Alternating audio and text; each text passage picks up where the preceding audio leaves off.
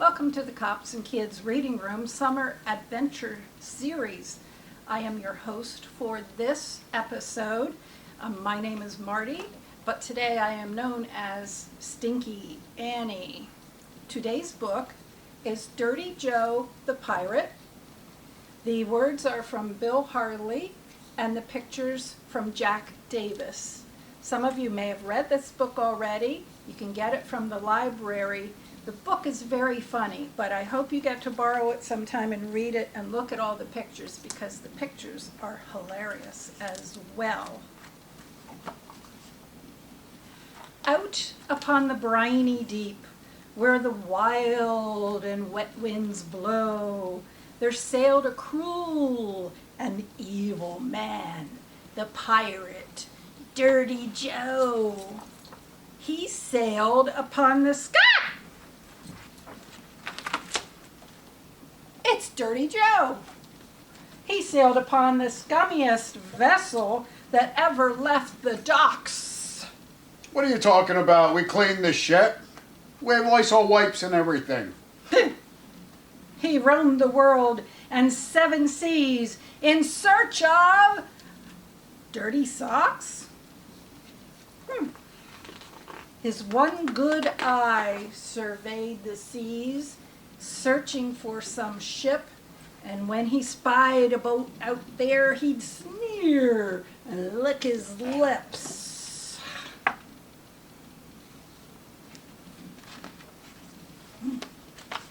All hands on deck, he ordered. There's treasure to be had. He'd shake his fist in the air and laugh like he was mad. He'd fire a cannon across their bow and board the other craft, then make the crew take off their shoes and with a horrid laugh, he'd tie the sailors all up tight and rob them of their socks and then leave their ship a-floundering to run up on the rocks. The socks he took from other ships, you'd be surprised to learn, he tied upon his rigging lines that stretched from bow to stern. They flapped and fluttered in the breeze, 500 little flags, and the smell that those socks gave off was enough to make you gag. Till one day, as his ship sailed somewhere near Mandalay, his lookout spied another boat beating across the bay. Aha, said Joe. Let's get the boat. We'll catch her now by thunder. For sure as I am Dirty Joe, there's socks there we can plunder. The pirates cheered and set the sails to catch up with their prey. They sharpened up their knives and swords, and their boat danced in the spray. But suddenly, the cheering stopped. The wind, it gave a moan. For there, on the other ship, flew a flag of skull and bones. From mast to mast, from bow to stern, flying everywhere, there flapped and snapped 500 pairs of pilfered underwear.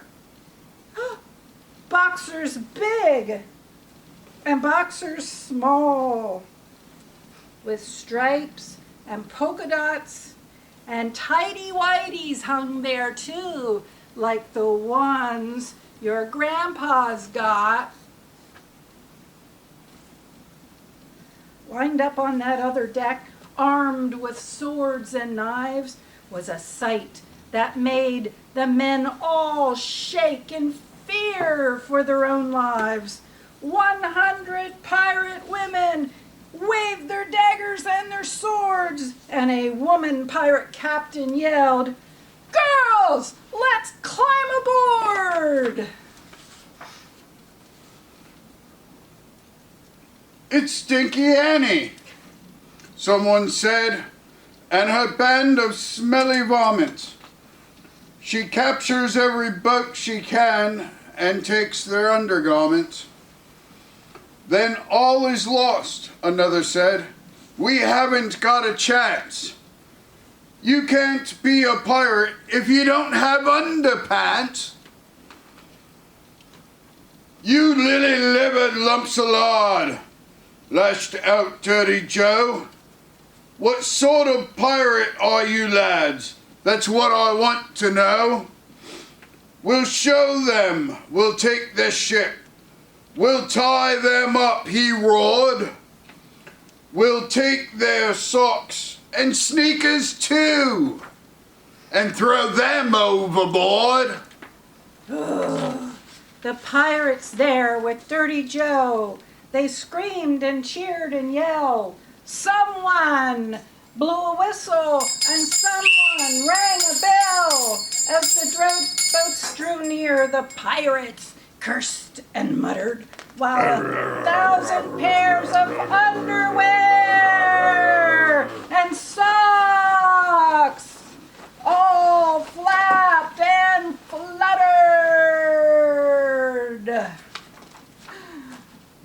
As their ships came closer still, Joe's men all could see that Stinky Annie was as scary looking as could be. Her mouth was twisted in a sneer. Her one arm was a hook.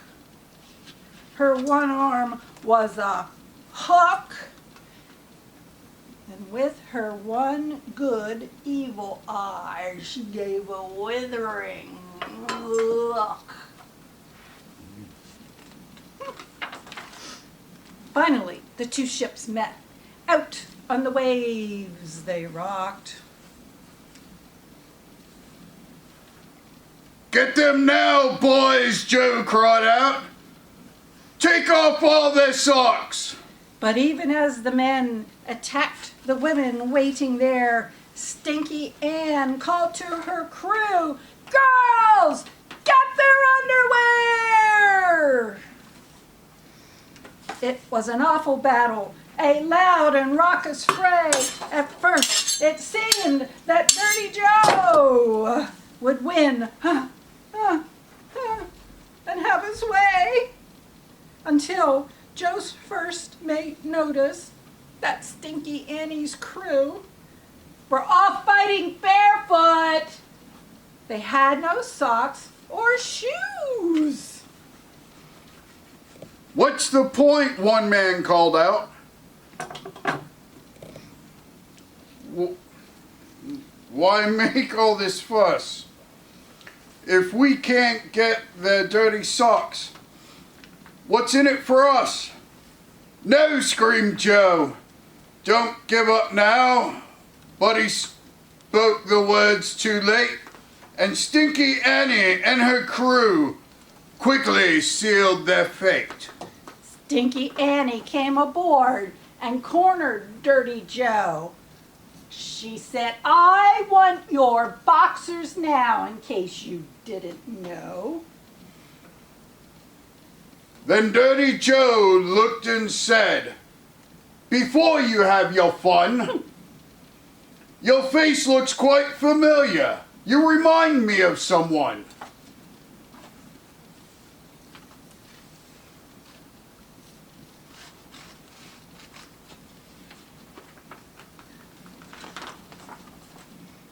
Stinky Annie lowered her sword.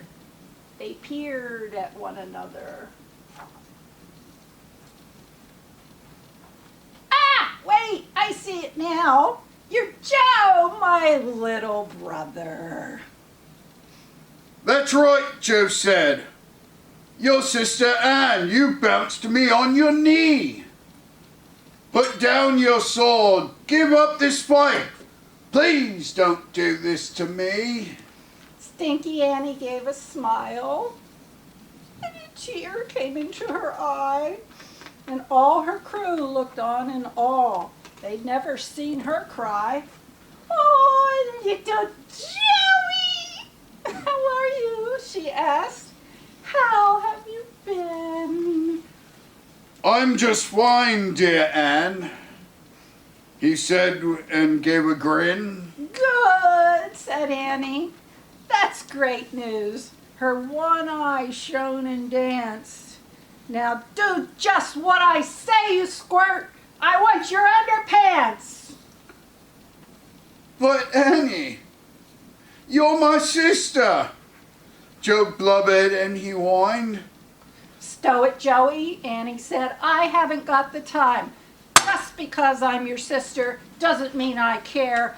I'm a pirate, that's me job, and I want your underwear." So Dirty Joe surrendered and did just what his sister said. And when he did, it's safe to say, more than his face was red. Stinky Annie sailed away, and still she roams the sea, with her brother's boxers high above, flapping in the breeze. And Dirty Joe, he sailed home, close to the Bay of Fundy. He's not a pirate anymore, because he has no undies. That's the finish of this tale.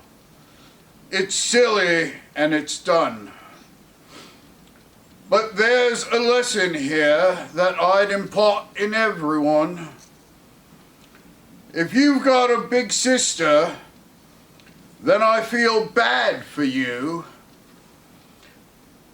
'Cause just as long as she's around, she'll tell you what to do. The end. Hi, I'm Stinky Annie, and this is Dirty Joe. Let's talk about treasure. What kind of treasure can you find? Probably aren't going to go dig up a big treasure chest full of gold and jewels, but there is lots of treasure to be had. For instance, a treasure hunt around your neighborhood. Like a ladle. A treasure hunt around your neighborhood, you can make a list and get a grown-up to take a walk with you and see how many things on your list you can find. I made a list. I have a house with a red door, 2 dogs, 3 birds, 4 white cars, 5 yellow flowers, 1 church, 2 mailboxes, 3 trees, 4 clouds, 5 plaques, flags, a police car, a fire truck, an orange car, 1 cat, and 1 pirate ship in Bethlehem? You never know. Why not? So go with a grown-up, make your list, and if it's a rainy day, what you can do is you can take a piece of paper and make your list on this, like it's a treasure hunt map. And then when you have a nice, pretty day, you can go on your walk with the grown-up and see how many things that you can find. Now there is also treasure that you cannot put in a treasure chest. For instance, there is love. I bet you have someone you know who loves you very much. It might be a mom and dad or grandma, grandpa, big brother, big sister, your cousin. So you can't put love, but it is a treasure. Mm-hmm. Even stinky brothers. Friendship is a very big treasure. And if you want to have a big treasure of friendship, then you must be friendly to other people, because what you give, you get back. Kindness is another kind of friendship. Whenever you can do a good deed for someone, you should. Mm-hmm. And that will come back to you 10 times in good deeds. Another treasure is the beauty all around us. When you go for your walk, you will see flowers, you will see birds, you will see squirrels, you will see beautiful skies and clouds and trees, all kinds of things that are miracles of nature and very much a treasure. And maybe even rain. Rain is definitely a treasure because we wouldn't have flowers and food without rain. So a rainy day walk can be good too. Joy and happiness are treasures. It's much better to give than to receive, but if you do give, it's going to come back to you, I guarantee. And then the satisfaction of doing a good job, no matter what you're doing. It could be something kind of boring like washing dishes or doing homework, but if you do a good job at it, you'll get praise, you'll get good grades, you might get an extra cookie, you never know. And for me, music and art are a treasure too. I just love to hear music, beautiful music. I love to look at artwork. I like it when people are creative. So let's talk about being creative. And we'll give you some ideas about how you can make your own treasure chests. Now, there are some treasure chests which we think about that are typical, that we see in books and movies and so on. But that's probably not the kind of treasure chest that you'll build. However, you can make treasure chests out of almost anything. And Dirty Joe, guess what I have here? Pencil box. A pencil box. It's an old pencil box. And it's very plain, but you can decorate this to make it more of a treasure chest. And I have a sticker book here, so if you want to pick some stickers and decorate your treasure chest, when we're done talking, you can show us what you made.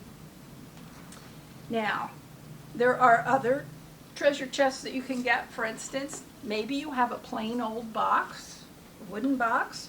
Maybe somebody has an old cigar box that you can paint.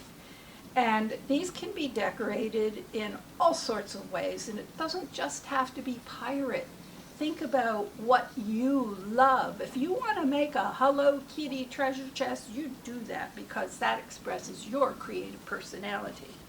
Now, I happen to have a little rubber ducky at home, so I glued him on. I had some seashells and some coins, and that made my little treasure chest. And oh, there's treasure in it. Look at that. Now, anytime you're crafting, you should have a grown-up with you. You should always ask permission before you take something to use it, because you don't know how special that might be for someone. You can take a box. This happens to be a leftover Christmas gift box, but it's nice and sturdy, and it has Christmas decorations on it. The inside has this neat paper, so we're not going to do anything to the inside, but what could you do with this? You could paint it. You could stick pretty paper on it. Maybe someone around has gift wrap and you find a neat design that you like. It might be a design with sailing ships or boats. You might color a picture. Here's a sea captain with his pirate chest. Here's a mermaid underwater. And here's another pirate we all know, Dora the Explorer. And you could color that and glue that onto your box that you have to make a special treasure chest. You can also ask for any old greeting cards that might be around the house. Don't just take them because they might have special meaning to someone, but you can cut out designs from this. If I wanted to make a butterfly treasure chest, this has some pretty butterflies. This one even has sparkles on and some flowers to go with it, so you could cut that out and glue it on. This one has a square design with writing in the middle, but you could cut this part out and glue this to the top of your treasure chest and have a picture under here. Maybe a picture of yourself, maybe a picture of your puppy if you have one, picture of your best friend, or anybody, your whole family could fit in here if you wanted to. And then here's another one that has a peekaboo cut out that you could maybe paint and then put this over a different color and the color would show through. Or it has the whole design on the inside. You could cut that out and put that in too. So look everywhere and don't look at things just as they are. Look at them as what they could be. Here is another little treasure chest that I made. And I got these decorations from the dollar store. The stick-on, this is stick-on, and then this gold that's around here, I got, it used to be an old gift bag. So you could cut that up and use the shiny paper or any kind of designed paper that you might find. And then I also had some mermaid stickers that I put on. And I had these old flowers laying around in my crafts. And on the inside I put another sticker, and I had a little piece of fabric that has sparklies and pearls on it, so I put that on the inside of the lid. Now just to show you can make a treasure chest out of anything, what do you think this started out life as? Well, I'm going to show you. How about a Pop-Tarts box? I did wrap tape around it before I put the paper on to make it a little bit stronger because they're not super strong, but it just goes to show that you can make this design out of anything. And then I have a big treasure chest here. Again, this started out life as a different box, and I'm going to show you how I fixed this up. You know what this is? It's a grocery bag. All I did was I cut out the sides, and a grown-up can help you with this. Cut out the sides, and then cut the two long sides first, and then you cut across the bottom, and you get rid of that. And when you're done, you have a big long piece of paper, and you can use that to wrap around your box. Now, you don't want to put the design on the outside of your box because you don't want to have a grocery store treasure box. I suppose you don't. Maybe you do. So I wrapped it all the way around and glued it all the way around. And then to get the lines, I took my marker and I took a ruler and I drew the lines across the box, top and bottom of the ruler, and then moved the ruler and made another line. And then I had a little thin pencil-y thing that I made some lines, so it makes it look like it's wood. And then I also had some stick-on decorations that I put here, and I made handles for each side of the box. And again, those are glue-on stickers that come from the dollar store. So you bet you have a lot of stickers laying around your house. But guess what this started out as? This started out as a faucet box. My bathroom faucet needed to be replaced, and I thought, this is a good box. So this is what I decorated to make a treasure chest.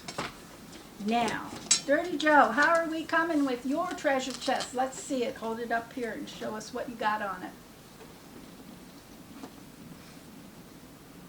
Okay, I see a pirate hat. Mm-hmm. I see one of these. Spyglass. You got socks. He's got socks because he's a sock guy. Shoe. More shoes. So this could be a treasure box to hold anything. If you collect cool rocks, you could put them in there. I see a parrot. Yep, I have parrots too in my underwear over here. Oh, it's a parrot. This thing. So anyway, good job. Just so you know, you can make a treasure chest out of anything, and anything special can be a treasure. Oh, Joey, little Joey. Yes, Sister Ann. Where are you, Joey? I made you something. It has your name on it, and it's a special treasure box. Thank you, Ann. You like? You're such a wonderful sister. Yes, I am. I know. Now take it and fill it up with your underwear. I want to thank Captain B, Dirty Joe, for coming and reading with me today. And I want to thanks for Cops and Kids Reading Program and for everyone who donates books to the Cops and Kids Reading Program. You bring so much joy and happiness, and that is one of our treasures. There's more joy, there's more treasure in books than there is on all of Treasure Island. So just remember that. Thank you from me, Stinky Annie. We were happy to be with you today. Go find your treasure.